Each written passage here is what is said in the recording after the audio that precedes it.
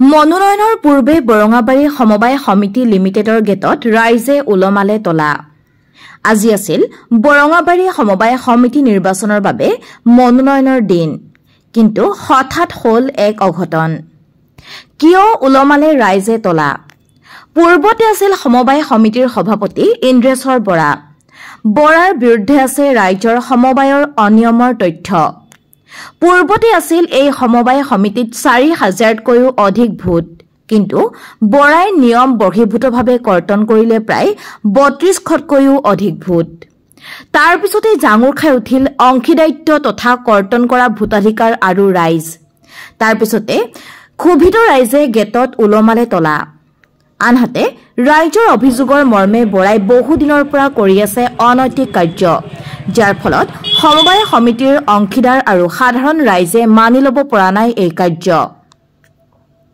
কিন্তু কিয় কৰি আছে সমবায় সমিতিৰ সভাপতি এইগৰাকী ইন্দ্ৰেশ্বৰ বৰাই?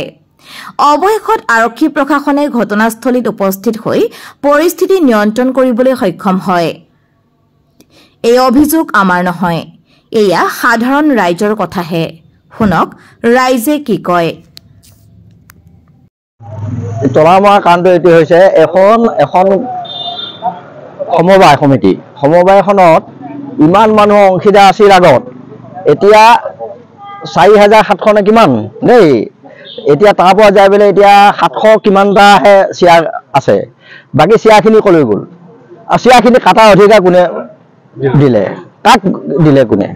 আৰু এই অধিকাৰৰ কাৰণে শ্বেয়াৰখিনি আমি ইয়াত এটা শ্বেয়াৰ লৈছোঁ, ইয়াৰ আমি অংশ পাম, অংশ চংশ নাই, আমাৰ শ্বেয়াৰটো কাটিছে। এখন দোকানহে, সমবায় মানে কি ৰাজহুৱা দোকান, সেই ৰাজহুৱা দোকানখনৰ শ্বেয়াৰ কটাৰ অধিকাৰ কোনে দিলে ইহঁতক? আৰু যদি সেনেকুৱা অধিকাৰ আছিলে আগত নজনাকৈ আজি কিয় নমিনেশ্যন ল'ব ইচ্ছা কৰিছে? সেই কথাখিনি একবাৰে শুদ্ধ কৰি লওক।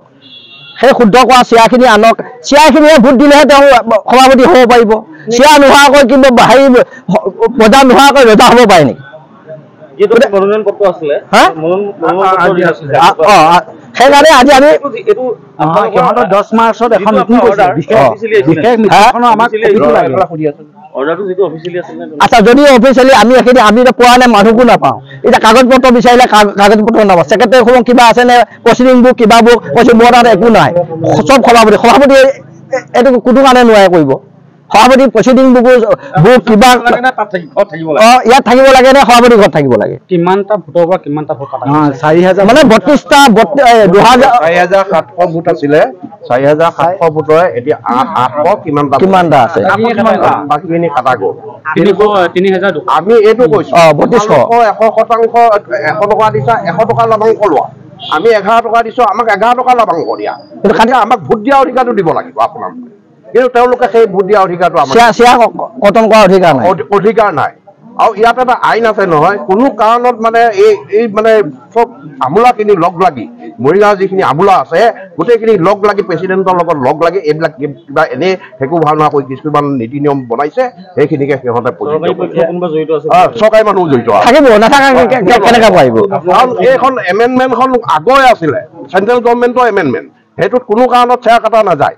বা তেওঁলোকে প্ৰচিডিং কৰিছে বোলে কিমানখন মিটিং উপস্থিত নাথাকিলে তেওঁ হেৰি হ'ব, ভোটাৰ অধিকাৰ নাপায়, কিবা নাপায়, সেইবিলাকতো নাছিলে। সেই এমেণ্ডমেণ্টখনত যিখন বিল আছিলে, এমেণ্ডমেণ্ট বিল আছিলে, চৰকাৰী যিখন এমেণ্ডমেণ্ট বিল, সেইটো উল্লেখ নাই তাত মই জনাত। এতিয়া কি সিদ্ধান্ত লৈছে আমি?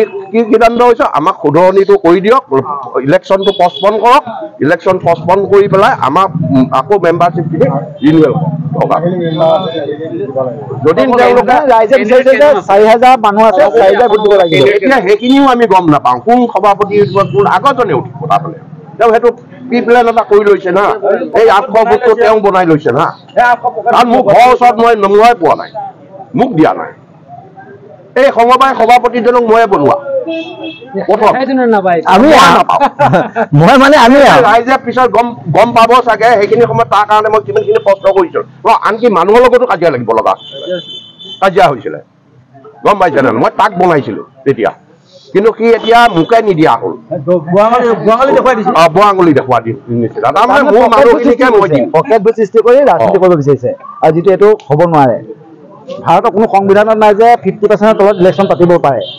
4000 যদি শ্বেয়াৰ হোল্ডাৰ থাকে তাৰে মিনিমাম 2000 হ'ব লাগিব আৰু সিহঁতে যিখিনি চাফা কৰিছে যে 11 শ্বেয়াৰটো কৰি যে 4000 মানুহৰ ফৰ্ম ফিল আপ কৰিব লাগিব তাত সিহঁতে পেমেণ্ট কৰিছে মাত্ৰ 2000 এইটো কোনো কাৰণে মানিব নোৱাৰে এইটো সম্পূৰ্ণ ইলিগেল আৰু এইটো এটা দোকান এখন দোকানতে এখন শ্বেয়াৰ হোল্ডাৰ কিনে দোকান তাত সিহঁতে এইটো বহুত ৰং ডিচিশ্যন লৈছে এই ভুলটো কেনে শুদ্ধ আৰু পেচেণ্টে ক'ব লাগিব 2000 প্ৰিণ্টিং কৰিলোঁ 2000 প্ৰিণ্টিংটো উত্তৰ দিব লাগিব আৰু সিহঁতে 10 মাৰ্চত এখন মিটিং কৰিছিল 24 সেই 24 আমি বুকটো চাব বিচাৰিছোঁ যে বিশেষ মিটিংখন কি আলোচনা হৈছে আমি সেইটো চাব বিচাৰিছোঁ সেইটো আমাক দেখাব লাগিব পেচেণ্টে আহি আমাক কওক যে আমি এইকেইটা ৰুলৰ কাৰণে আমি ইলেকশ্যন পাতিব পাৰিম সিহঁতে কৈছে চেণ্ট্ৰেল গভৰ্ণমেণ্টে 500 টকা দিয়া হ'লে ইলেকশ্যন পাতিছে কিন্তু 500 টকাটো সিহঁতে 100 টকা কেনেকৈ মানিব যদি 500 টকা চেণ্ট্ৰেল গভৰ্ণমেণ্টৰ অৰ্ডাৰ আছে সিহঁতে 100 টকাত কেনেকৈ মানিব 100 টকা মানিব মানে 100 টকা মানিব পাৰিব সেইটো কথা আমাক স্পষ্ট লাগে ক'ব লাগিব পেচেণ্টে